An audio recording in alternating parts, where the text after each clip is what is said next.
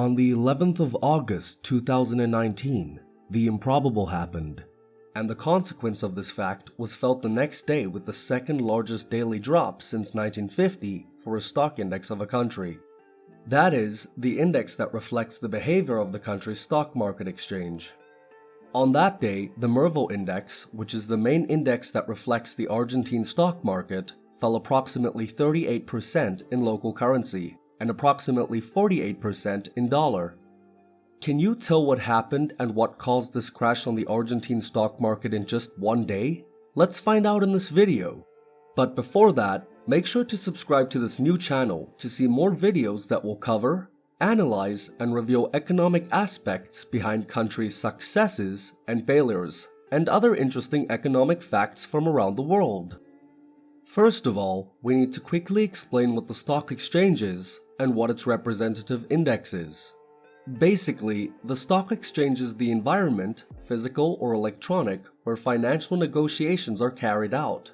That is, it is the place where investors can buy or sell securities issued by companies or governments. The most famous of these securities are the stocks of companies. Thus, the stock exchange is an intermediary that, with the help of brokers and banks, provides a safe and organized environment for transactions between financial market agents.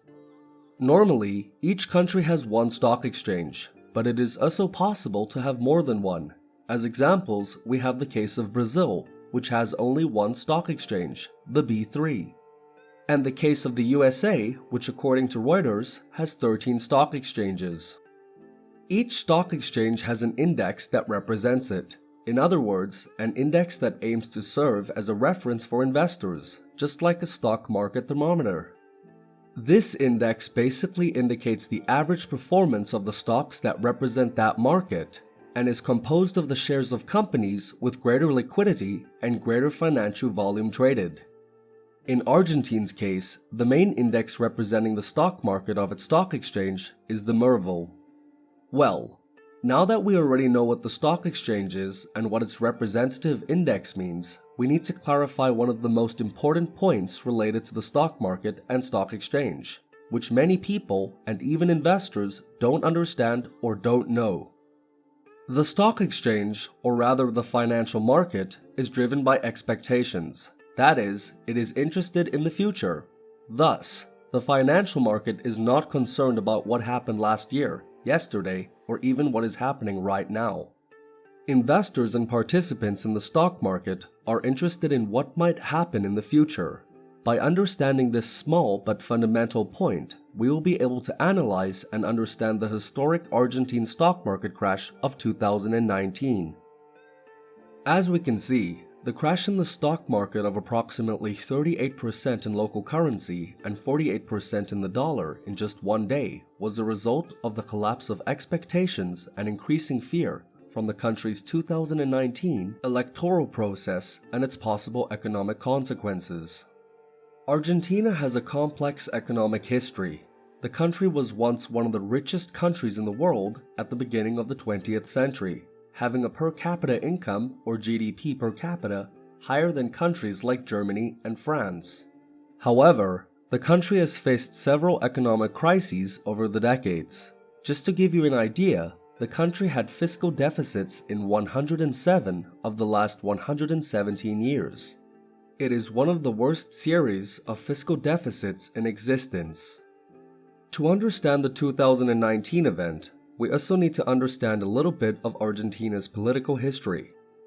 Between 2003 and 2015, the country was ruled by the liberals, or the left, during the Kirchner mandates, starting with Nestor Kirchner in 2003, and succeeded by his wife Cristina Fernandez de Kirchner from 2007 until 2015, following the death of Nestor Kirchner in 2007. In 2015, after 12 years out of power, the conservatives, or the right, took over the presidency, with Mauricio Macri winning the elections in the midst of another of the many economic crises in Argentina's history. The new president had a pro-market economic policy and proposed several economic reforms in the country to change the economy and overcome the crisis that the country was facing. During his mandate, several economic reforms were implemented, but without the desired and promised success during the 2015 election campaign. Thus, the government and economy remained weak until 2019, when the country began the preparations for a new election. Mauricio Macri, until then the president in office in the first mandate, ran for a re-election. His main opponent was the left-wing Fernandez, formed by presidential candidate Alberto Fernandez, and his vice president, former President Cristina Fernandez de Kirchner, who formed the center-left opposition. Going deeper into the topic of elections, the legislation and the Argentine electoral process are a little different from what is normally known. The Argentine electoral system, in theory, consists of 3 rounds, because before the first and second rounds exists the PASO, or simultaneous and compulsory open primary elections. PASO is a kind of preliminary election, as it is mandatory for all Argentines between the ages of 18 and 70 who are registered in the electoral system. The Argentine electoral process also establishes that elections can be defined in 3 ways. The first way is if in the first round, the most voted candidate obtains 40% of the votes, and in addition obtains 10 percentage points more than the second place. The second way is, still in the first round, if the candidate with the most votes obtains more than 45% of the votes. And the third and last way is when neither of the 2 previous rules are met. Then the election is decided in the second round between the 2 most voted candidates, whereby the one with the largest number of votes will be elected. In 2019, election voting intention showed a strong polarization in Argentina. The 2 main candidates were Macri on the right and Alberto Fernandez and his vice president Cristina Kirchner on the left. The election's voting intentions showed a fierce contest with Alberto Fernandez with a slight advantage over President Macri. The financial market followed the polls daily, with the right-wing pro-market as its candidate.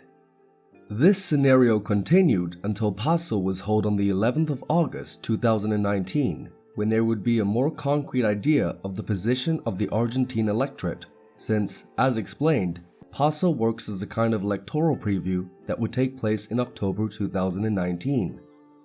And on the night of the 11th of August 2019, when the preview result for PASO was released, the breakdown of expectations and consensus was something never seen before in Argentina.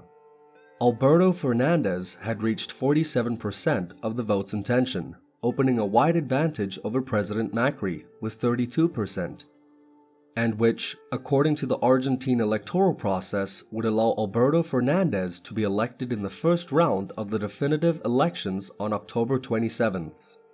This took everyone by surprise, especially the financial market consensus, which did not expect this scenario. The result was a drastic shift in expectations and sentiment in the country, with fears of a default by the new government or an implementation of populist policies by the left-wing party. And on the next day, the world would see one of the largest stock market crashes ever documented. But before showing you the shocking number, don't forget to leave a like for the video so we can bring you more content.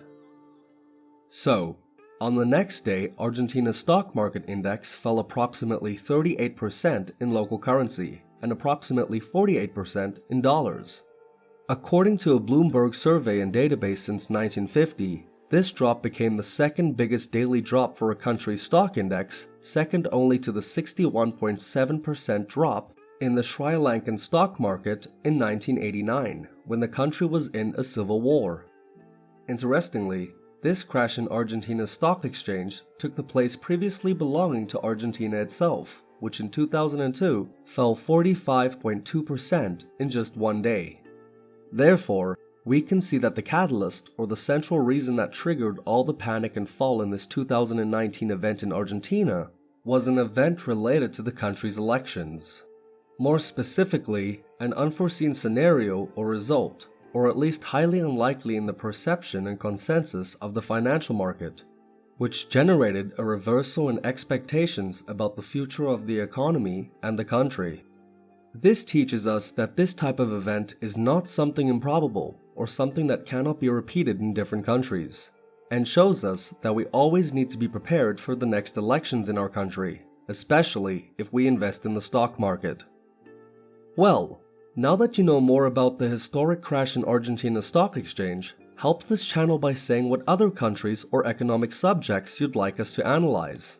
Leave your answer in the comments below, and don't forget to leave a like and subscribe to our new channel for new videos where we will cover, analyze, and reveal economic aspects behind countries' successes and failures, and other interesting economic facts from around the world. Oh, and don't forget to activate the bell to stay on top of the news on this channel. We'll see you in the next one. Until then,